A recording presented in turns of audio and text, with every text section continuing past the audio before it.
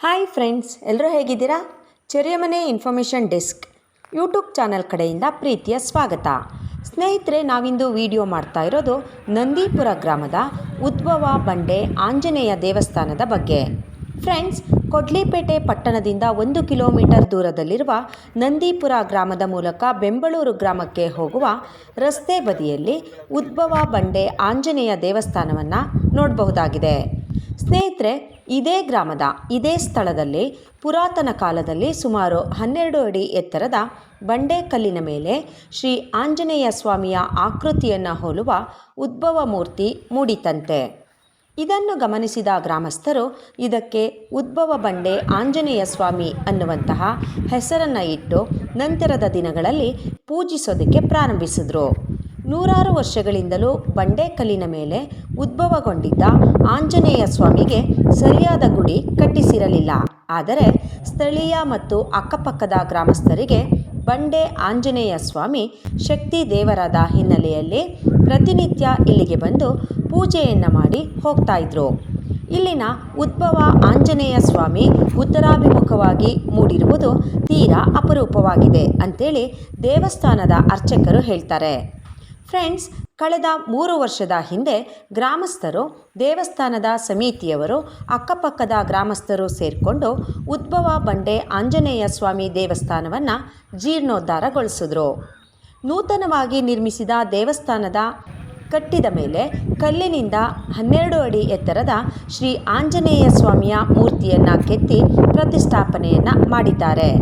ಆಂಜನೇಯ ಸ್ವಾಮಿ ಉದ್ಭವಗೊಂಡಿದ್ದ ಸ್ಥಳದಲ್ಲಿ ಗರ್ಭಗುಡಿಯನ್ನು, ಅಲ್ಲಿಯ ಆಂಜನೇಯ ಸ್ವಾಮಿಯ ವಿವಿಧ ವಿಗ್ರಹಗಳನ್ನು ಪ್ರತಿಷ್ಠಾಪನೆಯನ್ನು ಮಾಡಲಾಗಿದೆ. ಇಲ್ಲಿ ಪ್ರತಿದಿನ ಬೆಳಗ್ಗೆ ಪೂಜೆ ನಡೆಯುತ್ತೆ. ಹಾಗೆಯೇ ವಿಶೇಷವಾದ ಪೂಜೆ ಕೂಡ ನಡೆಯುತ್ತೆ. ಹನುಮ ಜಯಂತಿಯ ದಿನದಂದು ದೇವಸ್ಥಾನದ ಮೇಲೆ ನಿರ್ಮಿಸಿರುವ 12 ಅಡಿ ಎತ್ತರದ ಶ್ರೀ ಆಂಜನೇಯ ಸ್ವಾಮಿಗೆ ಪಂಚಾಮೃತ ಅಭಿಷೇಕ ನೆರವೇರಲಾಗುತ್ತೆ. ಅಂದು ಆ ಕಾರ್ಯದಲ್ಲಿ ಸಾವಿರಾರು ಭಕ್ತರು ಪಾಲ್ಗೊಳ್ತಾರೆ. ವಿಶೇಷ ಅಂದರೆ ಈ ದೇವಸ್ಥಾನಕ್ಕೆ ಜಾತಿ ಭೇದದ ಕಂದಾಚಾರ ಇಲ್ಲದೆ ಎಲ್ಲ ಭಕ್ತಾದಿಗಳು ಬಂದು ಹೋಗ್ತಾರೆ. ಫ್ರೆಂಡ್ಸ್, ನಾವೀಗ ನಂದೀಪುರ ಗ್ರಾಮದ ಬಂಡೆ ಆಂಜನೇಯ ಸ್ವಾಮಿ ದೇವಸ್ಥಾನಕ್ಕೆ ಹೋಗೋಣ. ಹಾಗೆಯೇ ಹೇಗಿದೆ ಅಂತೇಳಿ ನೋಡೋಣ. ಏನಂತೀರಾ? ನೀವು ರೆಡಿನಾ?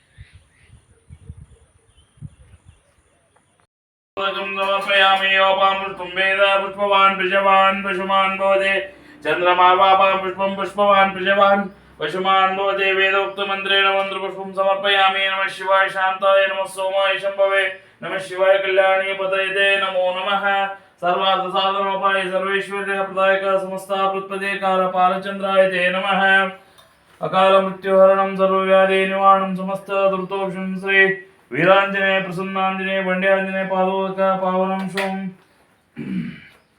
अकाल मृत्युहरणं सर्वव्याधि निवारणं समस्त दुर्तोषं श्री वीरांजनेय प्रसन्नांजनेय बंड्याजनेय पादोदक पावनं शोम कुलदेवता ग्रहदेवता आराध्य देवता इष्टार्थ प्राप्तिरस्तु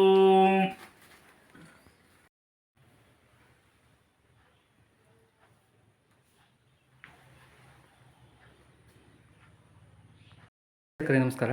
ನಮಸ್ತೆ. ತಮ್ಮ ಹೆಸರು? ಮೃತ್ಯುಂಜಯ ಹಿರೇಮಠ ಅಂತೇಳಿ. ದೇವಸ್ಥಾನದಲ್ಲಿ ಡೈಲಿ ಪೂಜೆ ಮಾಡ್ತೀರಾ?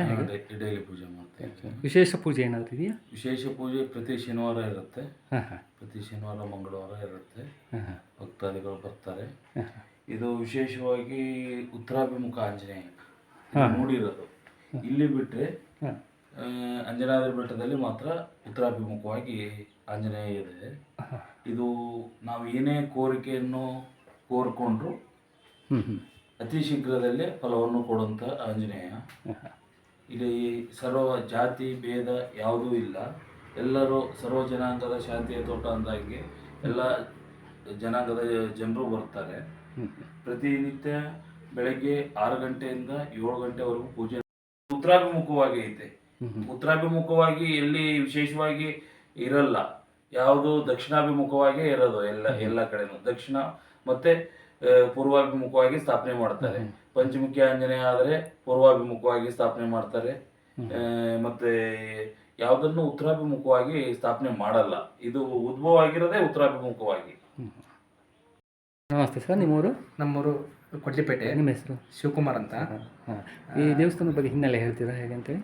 ಇದು ನಾವು ಚಿಕ್ಕದ್ರಿಂದ ಇಲ್ಲಿ ತಿರುಗಾಡ್ತಿದ್ವಿ. ಇಲ್ಲಿ ತಿರುಗಾಡ್ಬೇಕಂತಂದರೆ ಭಾಳ ಎತ್ತರವಾಗಿತ್ತು ದೇವಸ್ಥಾನ. ರಸ್ತೆ ಭಾಳ ತಗ್ಗಲಿತ್ತು.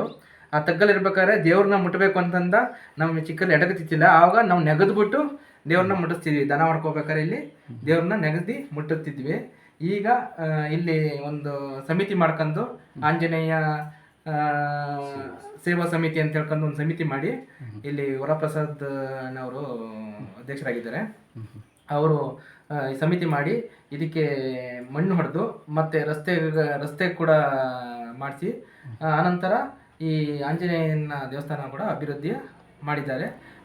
ಕೊಡ್ಲಿಪೇಟೆ ಗ್ರಾಮಸ್ಥರು ಹಾಗೂ ನಂದೀಪುರ ಗ್ರಾಮಸ್ಥರು, ಸುತ್ತಮುತ್ತ ಹಳ್ಳಿಯ ಗ್ರಾಮಸ್ಥರು ಸುತ್ತಮುತ್ತ ಹಳ್ಳಿಯ ಭಕ್ತಾದಿಗಳು ಹಾಗೂ ಗ್ರಾಮಸ್ಥರು ಸೇರಿ ಈ ದೇವಸ್ಥಾನವನ್ನು ಅಭಿವೃದ್ಧಿ ಪಡಿಸ್ತಾ ಇದ್ದಾರೆ. ಜೀರ್ಣೋದ್ಧಾರ ಆಗಿದೆ.